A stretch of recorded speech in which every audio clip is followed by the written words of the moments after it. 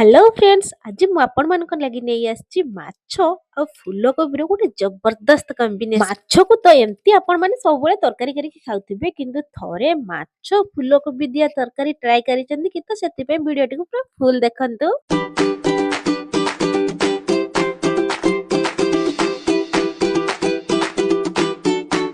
नमस्कार मु प्रज्ञा आपण मानो स्वागत करूची प्रज्ञा होम किचन को। माछो तरकारी एमती रे खाइबा पे बहुत टेस्टी लागिता किंतु आज से माछो तरकारी के मोटे नुआ स्टाइल रे बनेछि।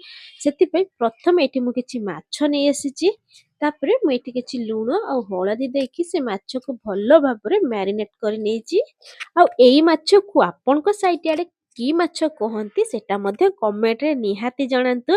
एठी मु से सब माछो को भलो भाबरे मैरिनेट करके गोटे साइड रे रखि नेछि जेते पर्यंत के गैस ऑन करके कड़ाई बसैछि। कड़ाई रे एठी मु किछि रिफाइन तेल देछि। प्रथमे से माछो को छांकी नेबी तो माछो को भाजीबा पूर्वरु तेल जेमते हमर पूरा भलो भाबरे गरम हेतिबा तेल गरम होबा पर माछो को मु एथरे दे देछि। आ ए माछो को एपट सेपट करके भलो भाबरे लाल लाल पर्यंत मु एठी भाजी नेछि। एठी माछो हमर पूरा भाजी के रेडी हो जाइछि। एबे मु ताको काढी के गोटे प्लेट रे साइड करके रखि नेबी। आ एही परि भाबे सब माछो को मु भाजी के रेडी करि नेछि। माछो भाजी नबा परे एठी मु किछि आलू आ फूलकोबी आनिथिली। एठी देखि परबे आलू जेतिकी साइज रो अछि फूलकोबी मध्ये सेतिकी शेप रो रखिछि किछि छोट बड़ करिनि। प्रथमे मु से माछो भजा तेल रे आलू देके से आलू को मध्ये टिके लाल लाल करके भाजी नेछि। आलू को भाजी नै सरिया परे मु एठी से फूलकोबी को मध्ये देथिली। आ फूलकोबी को मध्ये एठी मु किछि समय भाजी नेबी। आ एठी फूलकोबी भाजीबारे गोटे छोट टिप्स मु शेयर करूछि। जेतेबेले भी आपण माने फूलकोबी पकेकी जे कोनोसी तरकारी बनांतु ना काहेकि चेष्टा करिए कोबी हमर जेंति पूरा भलो भाबरे भाजी हे जिवो। कोबीटी भलो भाबरे भाजी हेले तरकारी बहुत टेस्ट लागिता खाया पे। एठी देखि परते कोबी हमर पूरा भाजी के रेडी हे जाइछि माने कोबी भाजी के पूरा लाल लाल हे जाइछि। एबे मु ताको काढी नेबी आ गोटे प्लेट रे रखि नेबी। भिडियोटी को पूरा फुल देखंतु। भिडियोटी मोर आपण माननकु भलो लागिले प्लीज लाइक कमेंट शेयर और सब्सक्राइब निहाती करंतु। जदि मो चैनल ले नुआ आसीचंती ताले सब्सक्राइब मध्ये निहाती करंतु जहा फଳରେ कि मु जहा भी नुआ नुआ वीडियो अपलोड करिवि आपण मानक पाखु प्रथम नोटिफिकेशन जिवो। माछ आ कोबी को भाजी नवा परे मु आ गोटे कड़ाई रे किछि सोरिष तेल देथिली। तेल गरम होबा परे प्रथमे किछि जीरा देथिली। तापरे एठी मु किछि तेजपत्र देथिली। जीरा और तेजपत्र को किछि समय भाजी नवा परे छोट छोट करी काटी के रखिथिया पियाज को एथिरे ऐड करिथिली। पियाज को मध्ये एठी मु किछि समय पई भाजी नेछि। पियाज भाजी की रेडी हे गलानी। एबे मु एथिरे किछि रसुण रो पेस्ट ऐड करिछि। आ ए रेसिपी रे प्रथमे मु रसुण रो पेस्ट देकी रसुण को भलो भाबरे भाजी नेछि जेमति कि रसुण रे जो स्ट्रांग स्मेल ता थाए से स्मेल ता हमरो पळेबो। रसुण को किछि समय भाजी नेबा परे मु एटे अद्दा को ऐड करिछि माने अद्दा रो पेस्ट को ऐड करिछि। आ ए रेसिपी रे मु डायरेक्ट अद्दा और रसुण देनी अलगा अलगा करके देछि। आ ए रेसिपी रे अलगा अलगा करके देले खाया पे ଟିକେ भलो लागिଥାଏ जहा पर कि हमरो रेसिपी भी बहुत भलो बनिଥାଏ ता टेस्ट मध्ये बहुत भलो बनिଥାଏ। आ एठी अद्दा रसुण हमरो पूरा भलो भाबरे भाजी हे गलानी माने मसलाटी भी हमरो पूरा भलो भाबरे भाजी हे गलानी। ए स्टेप रे मु गोटे रो 2 चम्मच पानी ऐड करथिली।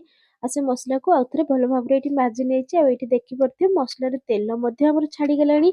ए स्टेप रे मु किछि गुंड मसला ऐड करथिली जेमति प्रथमे देथिली लूण हळदी तापरे देथिली रेड चिली पाउडर। से सब को देकी किछि समय मु एठी आउथरे मसला को कसी नेछि। आगुरु तो आपण माने माछ तरकारी बहुत थर खाइथिबे किंतु थरे थरे एई स्टाइल रे माछ तरकारी बने देखंतु बहुत टेस्टी लागिଥାଏ खाइबा पे। मसला हमर पूरा भलो भाबरे कसी हे जाइछि। आ एठी देखि परते मसला हमर माने त तेल मध्ये छाडी देलानी।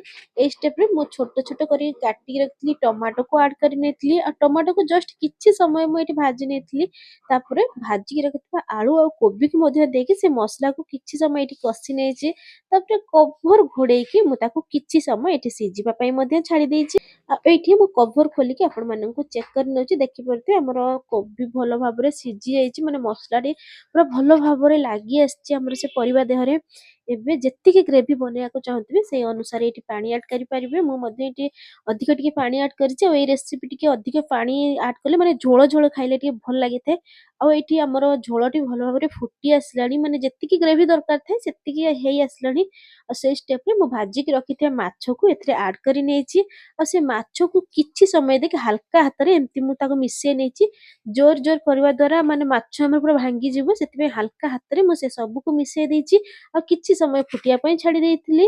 ତାପରେ ମୁଁ ଏଠି କିଛି ଗୁଣ୍ଡ ମସଲା ମାନେ କିଛି ଗରମ ମସଲା ଆଡ୍ କରି ନେଇଛି। ଗରମ ମସଲା ଆଡ୍ କରି ନେବା ପରେ ଢେର ସାରା ଏଠି ମୁଁ ଦେଇଥିଲି ଧଣିଆ ପତ୍ର। ଧଣିଆ ପତ୍ର ଦେଇ ସାରିବା ପରେ କିଛି ସମୟ ପାଇଁ ସେ ମାଛ ତରକାରୀକୁ ଟିକେ ଫୁଟିବା ପାଇଁ ଛାଡ଼ି ଦେଇଥିଲି। କିଛି ସମୟ ଫୁଟି ଆସିବା ପରେ ମୁଁ ଆଉଥରେ ହାଲକା ହାତରେ ସେ ସବୁକୁ ଟିକେ ମିଶେଇ ନେଇଥିଲି। ତାପରେ ଆମର ଗରମା ଗରମ ଫୁଲକୋବି ମାଛ ତରକାରୀ ରେଡି ହେଇଯାଇଥିଲା। ଥରେ ଥରେ ଏହିପରି ଭାବେ ବନେଇକି ଦେଖନ୍ତୁ, କିପରି ଲାଗିଲା କମେଣ୍ଟ ବକ୍ସରେ ମତାମତ ଜଣେଇବା ପାଇଁ ଭୁଲିବେନି। ଯଦି ମୋ ଭିଡ଼ିଓଟି ଆପଣମାନଙ୍କୁ ଭଲ ଲାଗିଥିବ please like, comment, share O subscribe ନିହାତି କରନ୍ତୁ। ଇନଷ୍ଟାଗ୍ରାମରେ କିମ୍ବା ଫେସବୁକରେ ଦେଖୁଥିଲେ ଫଲୋ ତ ନିଶ୍ଚୟ କରନ୍ତୁ।